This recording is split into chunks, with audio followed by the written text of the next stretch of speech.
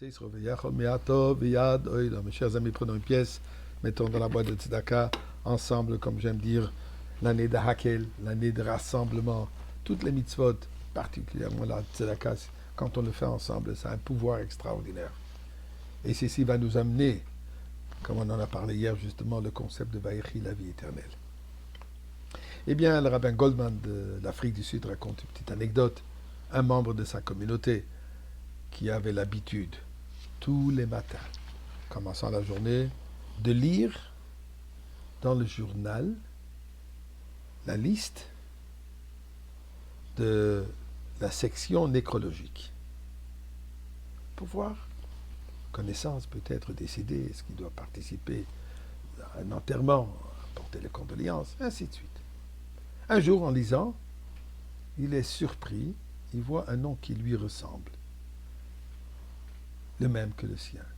Mais quand il commence à lire un peu les détails, il voit qu'on le décrit lui-même.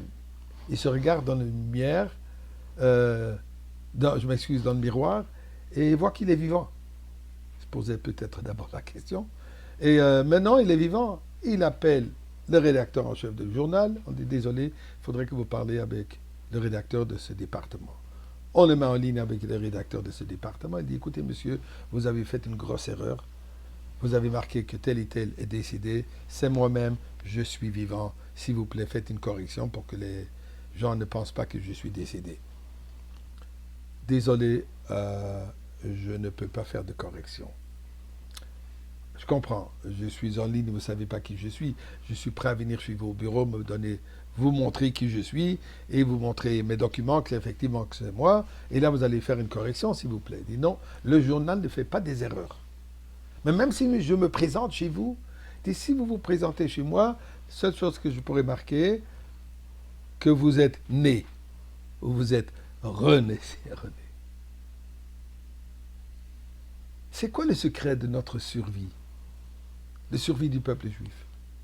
Eh bien, j'ai entendu dire, je ne sais pas si c'est vrai ou non, le musée d'héritage canadien, un groupe d'étudiants, jeunes élèves, visite, et là on raconte le début des gens qui ont énormément contribué pour l'existence du Canada. Un élève qui est assidu, il dit, mais je remarque qu'il n'y a aucun nom juif. Il n'y a pas de communauté juive ici cité dans ceux qui ont participé. Nous savons très bien, il y avait le fameux M. Hart, il y avait plein de gens qui ont contribué énormément à la civilisation canadienne. Eh bien, elle répond, un musée parle du passé. Le peuple juif, c'est un peuple du passé, du présent et surtout du futur. Alors, il n'appartient pas au musée, dans un musée.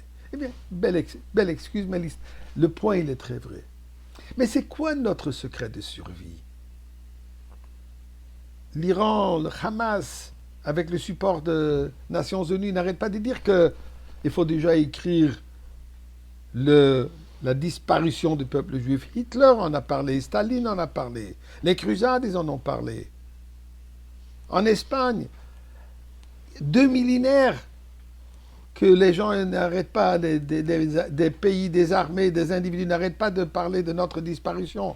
On retourne jusqu'à Issab. C'est quoi notre secret de notre survie? Eh bien, un mot. Le nom de la paracha de cette semaine, où la Torah nous raconte de la disparition de Yaakov et les brachot qu'il donne à ses enfants, et ainsi de suite. Comment on appelle la paracha? Vayechi. Il a vécu. La Gemara Tanit de rapporter un dialogue entre Rav Nachman et Rav Yitzhak, où il dit Yaakov l'omet, Yaakov n'est pas décédé. Il lui pose la question, mais écoute, il y avait un enterrement, il y avait des funérailles, il y avait des éloges. Il dit, oui, effectivement, physiquement, c'est ce qui avait l'air, mais Yaakov l'omet, l'ama, pourquoi? Mazaro bachaim, afu bachaim. On regarde ses enfants, si ses enfants sont vivants, ça prouve que lui, il est vivant, et Rachid de dire même d'une manière physique. Ça demande une explication, mais laissons-le là. Mazaro bachaim, afu bachaim. Yaakov, il a vécu, il vit jusqu'à aujourd'hui.